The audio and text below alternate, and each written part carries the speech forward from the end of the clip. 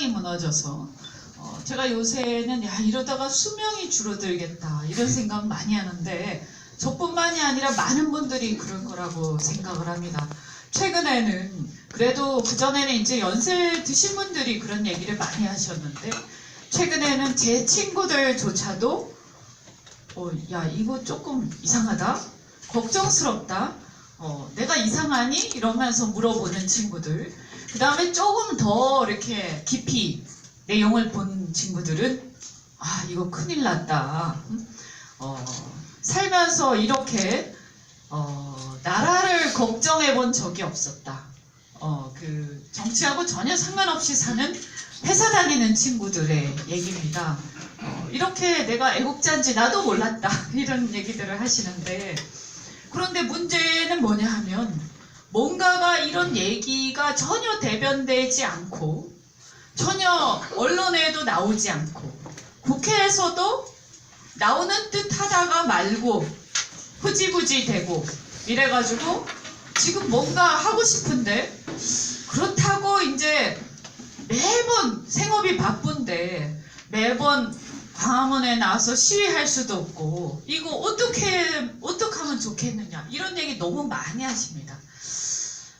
저는 사실 내년도 총선이 정말 대한민국의 변곡점이 될 거다 이렇게 생각합니다. 우리가 그동안 나라의 변곡점이라는 게 어떻게 보면 건국을 전후해서 한번 있었다고 생각하고요. 그러니까 독립을 전후해서. 그리고 두 번째 변곡점이 87년에 있었다고 생각을 합니다. 불행히도 그 87년의 변곡점이 어쨌든 역사의 발전과 또는 시대적 흐름에 따라서 민주화라는 방향으로 이전되기는 했지만, 전환되기는 했지만, 그 과정에서 사실은 대한민국의 건국이념과 헌법 가치를 지키고자 했던 세력들, 즉 산업화 세력과 그 다음에 우파 성향의 민주화 세력들이 연합을 하는 과정에서 연합만 했지 그 이후에 대한민국의 철학과 가치의 방향에 대해서 분명하게 합의하지 못하고, 그리고 그것을 국민들 앞에 통치 철학으로서 분명하게 내세우지 않고 그냥 약간의 서로의 갈등 상황을 그냥 봉합해가면서 그냥 계속 대충 넘어갔던 것이, 저는 그 틈바구니에서 이 민주화 과정에서 사실은 대부분의 국민들이 주도했던 건데 자기들은 뒤에서 이상한 공부나 했으면서, 그러면서 오히려 자기들이 마치 대한민국의 이 역사 발전이나 민주화를 주도한 것처럼 포장하고, 그렇게 해서 이 민주화는 마치 이 좌파 세력들이 다 한 것처럼 이상하게 역사를 만들어가면서, 그런데 그 과정에서 아까 말씀드린 것처럼 이 우파 세력이 그런 부분들에 대한 정립을 제대로 하지 않고 지나가다 보니까 그냥 그 부분은 그 좌파들이 독점하는데 저는 뺏겼다고 생각합니다. 그래서 지금 와서 마치 그들이 민주화 세력이고 이쪽은 무슨 반민주 세력인 것처럼 폄훼를 하면서 산업화 세력을 폄훼하고, 그리고 또 심지어는 내부에서 여러 가지 개파 투쟁들이 너무 주객이 전도되는 상황들이 온 것이 바로 저는 그 변곡점인 87년을, 그 87년 이후의 상황을 제대로 정리하지 못했기 때문이라고 저는 제 나름대로 분석을 합니다.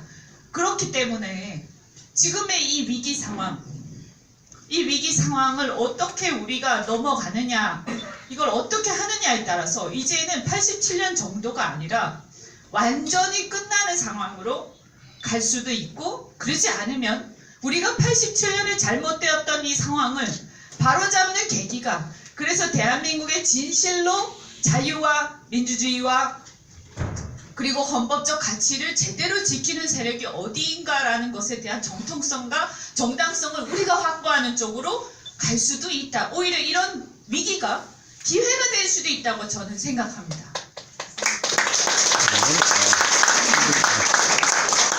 그래서 그러면 그런 위기를 기회로 만들기 위해서 우리가 어떻게 할 것인가? 저는 무엇보다도 어쨌든 간에 선거라는 것은 우리가 구도의 싸움이고, 그렇다면 그 구도라는 것은 서로 힘을 합하는 세력과 서로 분열되는 세력이 있을 때 반드시 분열되는 세력이 지게 되어 있습니다. 그것은 역사의 진리입니다.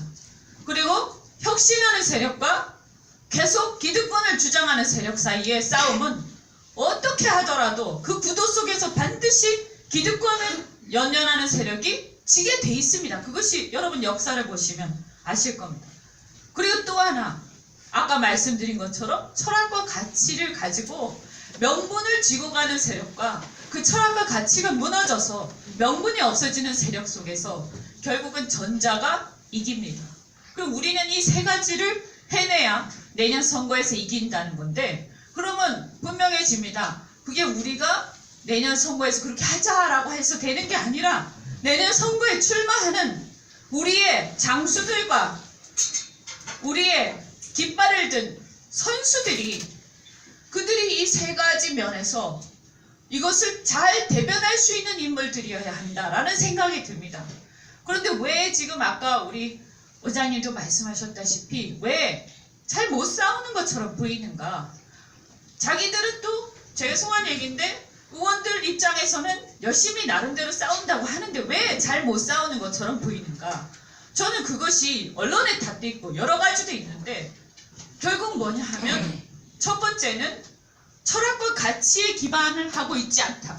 그래서 그때그때 그냥 반대하는 걸로 그냥 끝나버린다. 그래서 국민들이 그 말을 들으면서 저 어떤 철학과 가치에 대한 느낌을 남겨야 되는데 그냥 반대하는 걸로 인식하고 끝나버린다는 거죠. 그래서 저 세력은 대한민국의 자유를 지키는 세력, 대한민국의 시장경제를 지키는 세력, 그렇게 해서 내가 더 행복해지는 세력, 이런 게 있어야 되는 거고, 철학과 가치뿐만이 아니라 그 개개인들이 정말 헌신적이고, 그래서 이기적이고 내가 출세하는 길이기 때문에 배지를 한 번 더 달겠다 이런 게 아니라 나라를 위해서 내가 헌신하겠다, 이 공동체를 위해서, 이런 느낌이 국민들이 볼 때 그게 새록새록 느껴져서 감동을 받아야 되는데 그게 안 느껴지면 절대 저는 이길 수 없다고 생각합니다. 그래서 그렇다면 정말 저는 내년에 나아갈 선수들과 장수를 우리가 잘 뽑아서 내보내야 되고, 그들이 정말 헌신적인 생각을 가지고 철학과 어떤 무장이 제대로 돼 있는 상황에서, 그리고 더 중요한 것은 아까 제가 또 혁신을 말씀드렸지만 조금이라도 흠집이 있으면 안 된다. 미안하지만 어쩔 수가 없다. 왜냐하면 우리 공동체, 우리 대한민국의 헌법과 우리가 생각하는 이 국민들을 지키기 위해서 조금은 억울할 수 있지만 냉혹하게 해야 된다고 저는 생각합니다. 그래서 그런 부분에서 저도 사실은 당사자 중에 하나라서, 근데 다행히 보니까 우리 당은 대상에 없던데, 저는 뭐 사실 대상조차 안 되기 때문에 없는 게 아닌가 하는 정말 그런 생각이 들고, 기본적으로 그래도 헌법 가치에 대해서 얘기하면서 출발했지만 지금 너무나 그냥 살아남기 급급해서 선거제도에 목숨을 내놓는 이런 창피한 상황이 되어서 저도 우리 당에 대해서는 할 말이 없습니다. 근데 아마도 선거 전에 모든 것이 저는 정리되는 상황이 올 거라고 보고, 저도 힘을 합해서 또 더 좋은 사람들, 그리고 제대로 된 사람들이 함께 하면서 다음 내년에 총선에서 우리가 개헌 저지선을 지키는 정도가 아니라 저쪽이 개헌 저지선을 걱정할 정도의 어떤 제대로 된 이 한판 뒤집기 승부, 그리고 꼭 해서 다음 정권을 되찾아오는 이런 토대를 만드는 데 함께 하겠습니다. 고맙습니다.